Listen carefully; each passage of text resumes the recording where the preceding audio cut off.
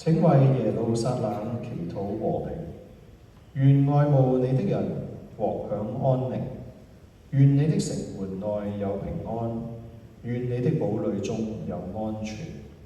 我喜歡我們要進入上主的聖殿。為了我的兄弟和同伴，我要向你說，祝你平安。為了上主我們天主的殿宇，我為你懇切祈禱，祝你幸福。我喜歡我們要進入上主的聖殿。喺今日嘅第二篇讀經當中，聖保祿宗徒提醒我哋要棄暗投明，裝備自己，因為救恩已經臨近。禮儀書第3頁。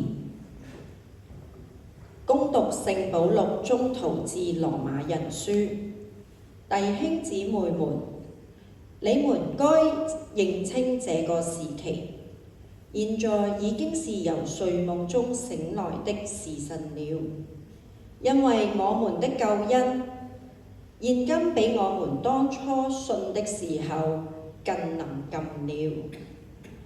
黑夜深了，白日已近，所以我們該脫去黑暗的行為，佩戴光明的武器，行動要端莊，好像在白天一樣，不可狂宴豪飲，不可淫亂放蕩，不可爭鬥嫉妒，但該穿上主耶穌基督，不應只掛念肉性的事以滿足私慾。上主的話。感謝天主。